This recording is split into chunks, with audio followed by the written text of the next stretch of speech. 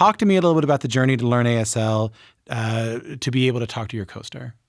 Yeah, it's actually really funny because when I got the audition, it didn't specify that I would have to learn sign language. So I got the role, and moments in the script where there was like this paragraph, but in brackets in the top, it said in sign, and I was like, wait, in sign? Like, what do you like? What do you mean?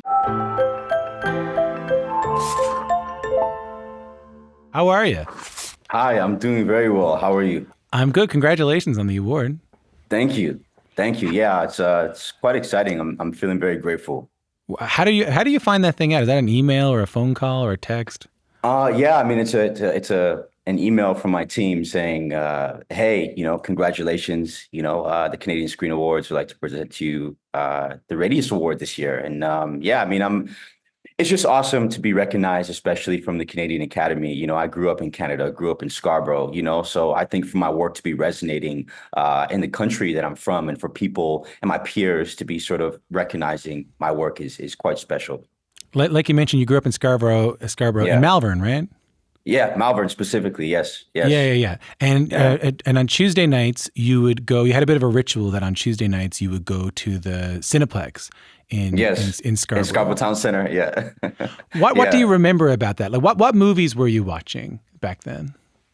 Man, I can't even really remember what was playing at that time. The reason why I would go on Tuesdays is because Tuesdays was the cheaper day to go. I mean, I didn't really grow up with, a lot of money and things like that. So every opportunity I can get to just go and watch a movie, especially on a Tuesday that's more affordable, I'll just try and get in there and watch a movie. I mean, I was always a big fan of like, Hunger Games was a big thing that I just absolutely loved. I just really loved the action and because I was a dancer, physically I was really into my body. So to be able to see kind of roles that just inhabit that sort of physicality, it was always just really intriguing to me.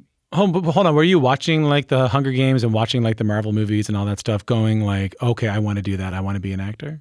I mean, no, that's not really what inspired me to want to be an actor. I mean, I do remember watching Hunger Games and being like, I would love to be in something like that, But no, I mean, I think what inspired me to be an actor, without even knowing, I was really young and I watched a commercial and I saw this like little black kid in this commercial. I was like the lead of this commercial, not really knowing how I would even get there or how he got there or even what an agent or anything like that was. But I think at that moment, it kind of planted that seed inside of me because it made me think like, maybe I could do that too. Maybe I could, be that person in that commercial but I really didn't know how to get there. What was the kid doing in the commercial?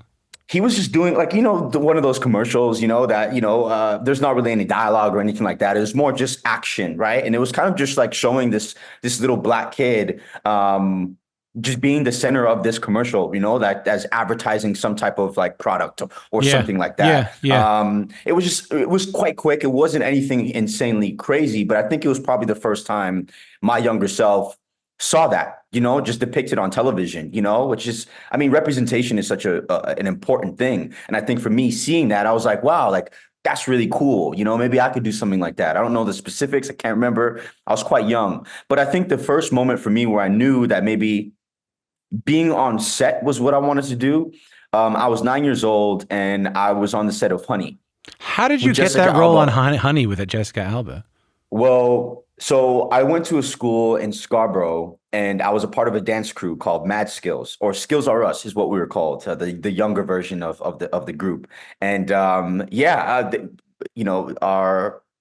manager at the time called us and he's like, hey, so we got you guys a gig to be in Honey, as like Genuine's posse. They call us the Little Ballas in the movie. And that's sort of what we did. And I remember having that experience on set and just seeing all the cameras and seeing just how everything works. And I remember just being like, wow, I would love to do this, like this is like really cool. It just felt like a vacation to me, like the entire day was a vacation. Even on lunch, we had a chef that was like making pasta. And I was like, this is luxury, like this is amazing. This is something that I would love to do every day. Once again, I had no idea that would in turn lead me to Yeah. now acting full time. But yeah, no, dancing was my first passion, and it was something that I just loved to do growing up. I used to just be in the basement freestyle dancing to music, and yeah, I mean it evolved and grew into this. So I mean I'm quite happy and grateful. The dancing is interesting because when I Yeah. was doing research for this interview, like you said, you were dancing at a really young age, dancing in Scarborough. I came across, so for folks who are not listening to this, not in Ontario, I came across a TV show that you were a part of called Pop It. Yes. Yeah. Yeah. Would you please Yeah. illuminate for the Canadian listening public what Pop It is? We'll pop it. It was like an interstitial Canadian TV show where it teach kids how to dance. It was on TVO Kids, and it was in between programs. So, say a program would end, and we had a 15-minute segment where we kind of just do these interstitials where we teach kids how to dance. So we'd have these routines, and we teach parts of the routine. And yeah, I know that was kind of like my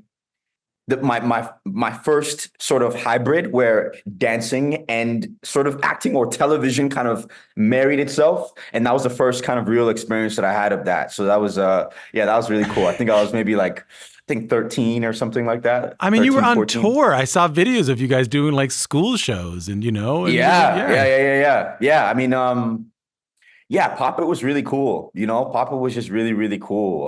Just as a little kid, I think it was awesome. And we do like, yeah, like little stage tours and things like that, like in parks and things that TVO Kids will put together for the kids. And the kids really loved it. I think the kids just wanted to get up and move. And I'm really happy that we're able to at least just encourage them to get up and want to move. Did you get recognized at all when you were on that thing? Were people saying, "I saw you on Pop It. I saw you on the"? Pop it. Maybe occasionally. It was more parents that would recognize, hey, you're the yeah, my kids watch you guys all the time, yeah, yeah. It was more of that, yeah. Let's skip ahead a little bit. So where I first saw you was starring in Clement Virgo's adaptation of David Chariandi's film, Yeah. a novel, I should say, Brother. Yep. Beautiful film about two black siblings growing up in Scarborough. Before we started the conversation, we were just saying hi to one another and got going. And I said, hey, I loved you in Brother. And you said the thing about Brother that was so important to me was, and I said, no, wait. We got to get this on tape. Yeah, We got to yeah. get this. So let me give you that opportunity now. Okay. The thing about Brother for you was, what was so important about that? Well, I mean, the film is set and based in Scarborough, and just growing up in Scarborough really felt like a full circle moment to me, just being able to, film in familiar ground and my stomping grounds, really just growing up. And just really all around Scarborough, we shot some in the West and we shot some in the East. But just the fact that, I really got to feel and breathe that, again, and sort of vicariously live through this character. There was a lot of parts of Jesse, who's my character and Brother, that way he was very much like me growing up, sort of just Like like what? open-eyed, and just kind of experiencing things and sort of just, you know, um, yeah, it just kind of felt like he was, even though like he exists in this time and in this environment, there's also this sort of like naivete to him a little bit, and this kind of like, even though it's heavy, there is an element of hopefulness, that you can really feel through him, and especially with the contrast between the brothers. Yeah, I just felt like growing up, I was kind of very much that way. You were Yeah, you were just you kind were of you were eyes wide open. eyed. Yeah, you wanted the Yeah, world ahead of you. yeah, exactly. Eyes open and just knowing that there's this bigger, and also just really just loving all my people and the people that I have around me. Yeah, there's just a lot of similarities that I could feel with that character, and it was amazing to be able to just like tell that story. Reading the book, it really just hit home for me. So yeah, to be able to adapt that onto screen and to be working with Clement and Aaron and Kiana and just everyone, and the cast was just so brilliant. And the process was beautiful. It felt like we're shooting a play. It never really felt like we're making a movie. Like every scene and the way we blocked it and the way we rehearsed it, it really just felt like a play, and it felt very honest and real. And that was something that I really appreciated about that experience. You won Best performance in a leading role at the Canadian Screen Awards. Yeah. Tell me when you're sitting in your seat and they Hmm. say out loud the words, the winner is for best performance in a leading role is Lamar Yeah. Johnson for Brother. What's the first thing that goes through your head when you're walking out? Um, I think the first thing that came to my head was wow. I think I was like, wow, okay, wow, I just won. And it was amazing because I had my mom there beside me as well. And that was really beautiful because my mom, she's just sacrificed so much for me to even be sitting here in front of you right now and for me to have the opportunities that I have. So it was really beautiful that I got to share that moment with my mom. Yeah, I mean, I was a little speechless, and it's funny because a lot of people around me and my close friends and my family were like, "Yeah, well, you should write a speech, you should have a speech, prepared and things." Um, and I tried to, but for some reason, it just felt like it didn't feel genuine. I didn't feel like it would come from like a real genuine place. So, on the day, I was like, "Hey, you know what? If I win." Um, I'm just gonna go up there and speak from my heart, and hopefully I don't mess up or I don't fumble over my words or anything like that. But yeah, no, I think yeah, speechless. Really, I mean, it was all pretty surreal. I don't even really remember what I said too much, but no, just a really gratifying moment. I put a lot of work into the role, and we put a lot of love and care, and passion and energy into this movie. So, um, yeah, it was just a beautiful moment to have it be received so well. I didn't know that you said your mom had to sacrifice kind of everything so you could be here. What do you mean by that? Tell me about your mom. I don't know anything about your mom. Yeah, well, I mean, my mom's single parent, single Yeah. single mother, growing up in Malvern, we didn't really have too much, but she did what she could, and I not to say that I had like, a terrible upbringing, she really did like what she could, and we had the things that we needed, and I'm really grateful for her. At times she'd work, two jobs just to provide for me and my siblings. I have an older sister, I have a younger sister, so it wasn't just me. There's three of us. Growing up in a single parent household. So it was really tough for her. And at times when I'd have rehearsals and things, because dancing has been my passion, and she's always just encouraged me to just step into my passions and the things that I love to do. And she told me this story, when I was, I think, 2 or 3 years old. At this barbecue, music started playing, and she said that I got up and I was dancing for the entire night. And she said that at that moment she knew that I was going to be a dancer, right? And she just did everything that she could to just pour into me and pour into that for myself. So when I really started dancing, and I was doing rehearsals every day after school and things like that, like sometimes she'll take time off of work to bring me to rehearsals, or when I was traveling to New York, or when I was traveling to this place, like she would take time out of work to bring me there, and to really just once again pour into me. So I'm very, very grateful for just everything that she's really done. I mean, she's given me life, but not only life, but she's given me, a purpose. And I'm really grateful. Yeah. I bet she's proud of you too, man. I bet she's proud of you Yeah, too. yeah, yeah, yeah, yeah. Yeah, She's yeah, yeah. yeah, she's really proud of me. Yeah, I feel like she's sort of my North Star, like my purpose, really. Yeah. Can I ask what her name is? Sigel. Love it. Love it. Shout out. Yeah. Shout Yeah. out to Shout Gail. out to Sigel. Yes, my mother. Love her. That's Canadian radio. We got to take the shout outs to Canadians Yeah, yeah, yeah, yeah, where we can get them. absolutely. I She want to talk actually about, she go ahead. she actually did an interview with me post win at the Canadian Screen Awards. I can't remember I think it was CBC actually.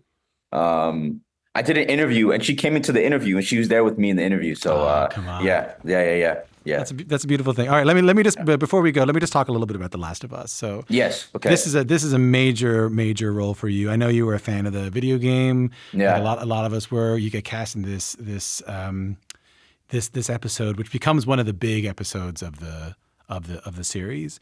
You play an older brother, as I mentioned, who's fighting his way through this really horrific world to protect his younger brother, who's deaf, and you learned American Sign Language for the role. Talk to me a little bit about the journey to learn ASL, to be able to talk to your co-star. Yeah, it's actually really funny because when I got the audition, it didn't specify that I would have to learn sign language. So I got the role, and they sent me like this full scripts. It was quick too, right? Didn't you audition on like a Yeah, Sunday? yeah, Yeah. yeah, yeah, yeah, yeah. I sent in a tape on Monday. I think by Wednesday I got the call. I booked it. By the weekend, I was on a flight heading to Crazy. Calgary. Yeah, Crazy, it was crazy. Yeah. pretty insane. But I received the scripts, like the full scripts, 4 and 5, and I read them. And there were moments in the script that in the audition I didn't have, but there were moments in the script where there was like this paragraph, but in brackets in the top it said "in sign," and I was like, wait. in Signed, like what do you what do you mean? So I actually remember calling my team, be like, hey, do you guys know that there's sign language that yeah. So then when I flew to Calgary to shoot, they set me up instantly with the director of ASL and I got to work. I mean, for the first, I want to say, couple months, if I wasn't on set, I was at home doing homework and doing sign training just on Zoom and recording myself doing sign and just like doing that homework and repetition because with my character, especially to communicate with Kiban, who plays Sam in the show, he's deaf in real life. And the relationship between us is so, so, so important. So I knew that I would have to at least know the basics in order for us to interact and communicate because that was going to be so important. So I really, really drilled it. Like it was an intensive. It was pretty crazy. But yeah, I always say, of course it was challenging, but on the other side of a challenge is growth. And I was able to grow through this process and finding a new way to communicate, non-verbally. And I think it was so powerful. And it allowed me and Kivan to connect in such a beautiful way that I think it really translated on screen and people really felt that. I understand that now. Like, I think that there's a world in which you would have learned enough ASL to be able to say hi or like, hi, Yeah. how are you? Or, Yeah. What's yeah, up? yeah, How you doing? yeah, yeah, yeah. Yeah. Yeah. Yeah. Yeah. You wanted to be able to have a connection. You wanted to be able to communicate. Absolutely. Yeah, yeah. Absolutely. And if there was, things that we tried to communicate that maybe I didn't really fully grasp. He'd have his phone, technology, and you kind of type it in. Cool. Hey, you want to play video games? I have this game. Da, da, da, da. Cool. Yeah, let's do it. So it was great that way, but I definitely wanted to be able to, communicate with him. Yeah. But I bet you didn't know how big that episode was going to be when you signed on. No, I mean, I did know that the writing was incredible.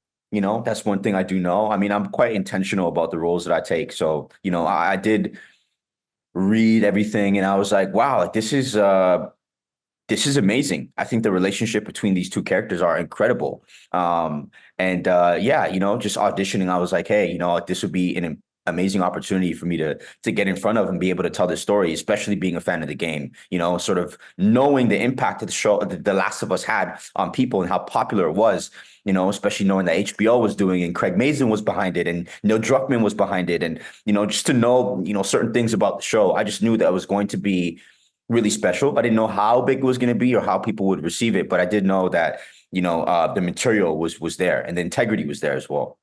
So you got a CSA. You were nominated for an Emmy for The Last of Us. That was pretty cool, hey? Yeah. And now you're the recipient of the Radius Award from the Canadian Screen Awards. You're not even 30 yet, are you?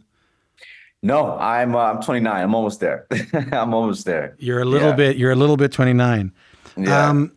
It's cool to get to ask this to someone who's 29, given that you told me the story about how, you would go to the Tuesday night cheap nights at the movie theater and watch whatever was on.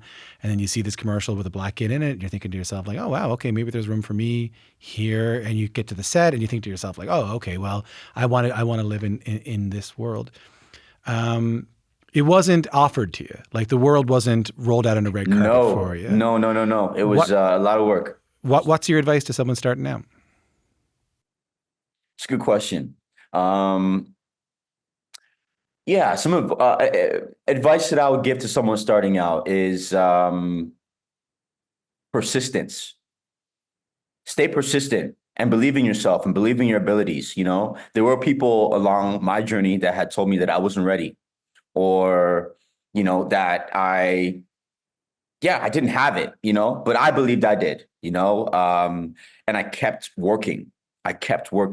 And make it about the work, don't make it about other things. Don't make it about, visibility. Don't make it about, even money. I mean, of course, we all have to live, and especially in this economy, it's important that, have to make economic decisions. But, if you can, just really make it about the work, and really love what you do. Really be passionate about the work that you're doing, and be intentional. I think it's important that you are intentional. And Yeah, I think that's the biggest thing, is persistence. Stay persistent. Stay persistent. Keep it about the work and just keep grinding. What's the best piece of advice you've ever gotten? It's not enough to just arrive to set, but you also have to show up, right? You have to be prepared, do your homework, right? Because you can hop in a car, show up to set, and be like, okay, I'm here, I'm present. But it's not enough. You also have to show up for your scene, show up for your character, show up for the show, show up for your cast. You just do the work and be available, be present. I think that's a big thing as well. Because I think acting is a job of service. And if you are in service of your character, in service to the people that you're working with, in service to the director, in service to the project, the show, the movie, it really just makes the experience so much better. That resonates and that translates as well, through the screen. And people can feel that. I love that so much. Lamar, thanks so much for making the time. I really appreciate it. Of course. Thank you.